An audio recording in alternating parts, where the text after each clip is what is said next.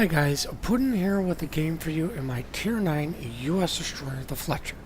As you can see, I have some clanmates in here. Now, my captain skills are Preventative Maintenance, Adrenaline Rush, Last Stand, Torpedo Reload, Basic Fire Training, Advanced Fire Training, and of course, Concealment. Now, my mods are Protect My Main Batteries, Longer Shooting AA, more damage done to from my AA, Damn Com 1, Get Up, Slow Down Faster, and of course Concealment. Now, as you can see, for the most part, the team is going to do a B-C strategy with a twist to it. Two guys are going to go to A in case they just give us A. Now, if you can tell title of this video, this game was played on the weekend. To be honest with you, the game was played Sunday during the day. We did have a different game that was going to go up today, but I felt that this one just might be a little bit more entertaining for you guys than the video I was going to do. Now, as you can see, I can tell I'm located. But I'm still going to go into B.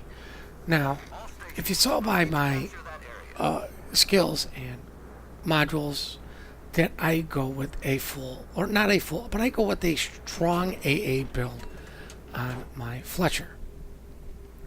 Now, the reason I do not get manual AA is just because that many skill points just for one ship type, it's a little too costly for myself. Now, what I'm going to do here is actually, I just want to see which way this guy's looking, or, you know, pretty much what this guy's doing, but I'm going to slow down, reverse, and be facing to get out fast in case something happens here. But as you can see, we're capping A, we're capping B. From the moment from the Yamato and the Frederick over there, it looks like the team is doing a B/C push, but really what it looks like they're doing is just C. Now, the reason I don't go full AA is, like I said, it's a little costly for perks. Just for one carrier, but you know what? I still run the defensive fire even on my Garing, which is not an AA spec ship. Just because the Fletcher, it's fast enough. You know, this speed boost, you know, would be nice, but if it's a Russian destroyer chasing me down, all the speed boosts in the world isn't going to do anything. Now, as you can see, one of my clanmates went to A. Another one is actually going to push in through B, but the guys at A are going to push out. If you do an A and B strategy, usually what happens is the guys that go to A don't push out, and that's where it falls apart. You just need to push out of it. The reason I don't like going to A on this is because there's really two ways to push out. The third way, leaving, would actually be a retreat. I get hit with what I believe is the Baltimore's radar. I know I just have to get 0.5 kilometers away from them, and I will be fine, which is why I just turn and go straight. I want to keep my speed as much as possible to increase the distance. Was going to actually try to make the Montana and smoke him, but I wasn't going to make it. Now, you know, hindsight is always 20/20. I probably should have smoked or have gone to the back and smoked up one of these battleships. But my attitude is this: if they're gonna sit that far back, screw them. They're not getting my goddamn smoke. You want my smoke? Get up. Be a little bit more active. Push these ships away. Even if they close, even if they close the distance of just 5 kilometers, that's enough of a push to maybe stop these guys. Now, what you're going to see me do is keep my torpedoes on ships, keep that guy with my torpedoes instead of my guns. As I get detected by the Bunsen, immediately switch to my guns, and I'm going to start shooting at him. Don't know where those first shots went, so we're not even going to say that those existed. But I see this as way beyond unfair, as there's Tashkent and the Bunsen. So I'm just going to pop my smoke and I'm going to retreat. I'm going to give ground because you can see the battleships on the side, they're pushing forward. Their fleet is actually at the edge of sea, while ours is, for the most part, spread out all over. This is another reason why I don't like a battleship going to A. And trust me, I gave James some crap about this because his guns kind of are out of the fight. They've been out of the fight until about now-ish. But I do have confidence in James' ability. He is a good player, but what it does is it's just his firepower wasn't here in the early stages that could have potentially made the difference to stop these guys from pushing. But like I said, you can see, I launched my Taurus, but I never switched back to the guns on this guy. Because what I have been doing, and I did pick this up from Mr. Flemmo, is I have been trying out priority target on my battleships instead of an extra fighter, because when the destroyer targets you with his guns, switches to his torpedoes, the target number lessens by 1. So if he's the only one targeting you and then switches to his torpedoes, it goes from 1 to 0. And considering, Flamu does this, a lot of people are probably going to start considering it, especially decent, good players at high tiers, which is why I'm keeping these guys locked as much as I can with my torpedo tubes. Guys that I do want to send torpedoes against. Now, nobody's using my smoke, so I'm like, you know what? Need to kill this guy, need to get guns out of the game. Yamato's a big threat. I'm going to take him out. Now, unfortunately, we've lost 2 destroyers. We had a destroyer advantage, and that is all but vanished. Enemy have managed to keep all of theirs alive until just now. Now, if you did not know, the smoke timer was ticking down. When it is yellow, that means the first puff is about to end. When it turns orange like that, it means each puff afterwards is ending, and you need to get moving. But like I said, I'm keeping my torpedoes hooked on the guy, even though I'm more or less worried about driving. I am a little concerned about getting spotted by this guy, because if he does push up, there's a chance he may get me, or his plane may spot me. Even though I am AA build, there's no carrier, there's no reason for me to have my AA on. I go with the AA build just to get some, salt from the carrier players, because the Fletcher with an AA build can do a lot of damage. Now, I am going to make a big mistake here of not paying attention. But I always say, you should try to smoke up other ships, but I did get a flood on this guy, and I want to set the fire. I want to maintain some sort of presence to possibly keep these guys out. I immediately see that their Bunsen was spotted, or he was probably spotted for a couple seconds, but I did see him, but I switched shooting him over the battleship. You are USDD, and you do excel at taking out other destroyers, especially at close range. But, your job as destroyers is a multi-role. One of those roles is to hunt down destroyers, either by spotting destroyers for your cruisers to shoot, or by actively fighting them. The Bunsen gets spotted again. gonna take shots in on him because you know what? We need to start getting the advantage here. Fortunate for us, the other destroyer managed to get him. Now, I have not played the Omni here since the Russian tech tree got reworked as far as destroyer, because for the most part at that point I was already at the Kava. So that ship I'm not very familiar with, and that's a bad thing on my part. Being familiar with ships is a good thing. That Minotaur has been absolutely decimating everybody. But see, I'm able... No, the reason I did want to go here too originally was because if I did need to smoke up, I have these islands to protect me from torps. As you see, torpedoes harmlessly just go right by. No harm, no foul. Now, it is a 4 on 5 here.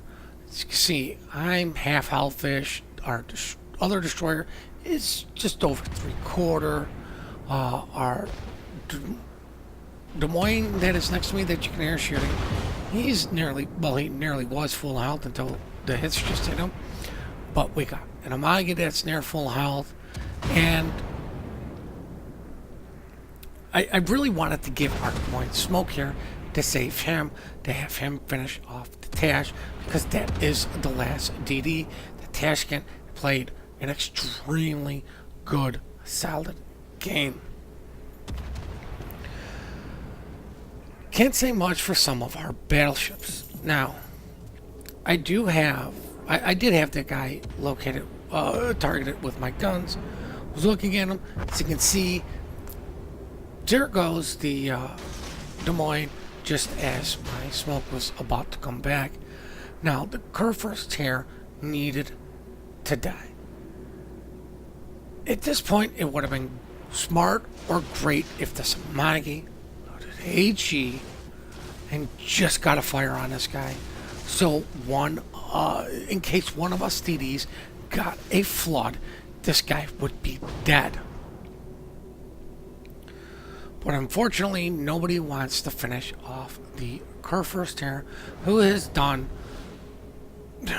It just seems like he's running hacks to avoid all these torpedoes I sent for him. His plane was always up at the right time. His hydro must have been running, but this guy does a really good job avoiding torps, and he's really freaking frustrating. Goodbye, Minotaur. That's been annoying my team. I wasn't even aiming for him. I was aiming for the Kurfürst. I did send torpedoes in the hopes that maybe they'll hit something in a smoke cloud, but my intended victim was the Kurfürst, which is why I did close the distance a little bit. I didn't want to close too much because I didn't know it was a Minotaur.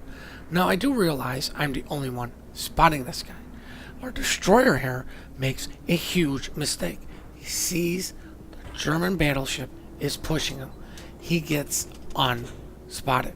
The DD needs to get out of there. But as you can see, guys are shooting them, which means he's probably picked up by hydro, which means he sat in his smoke too long.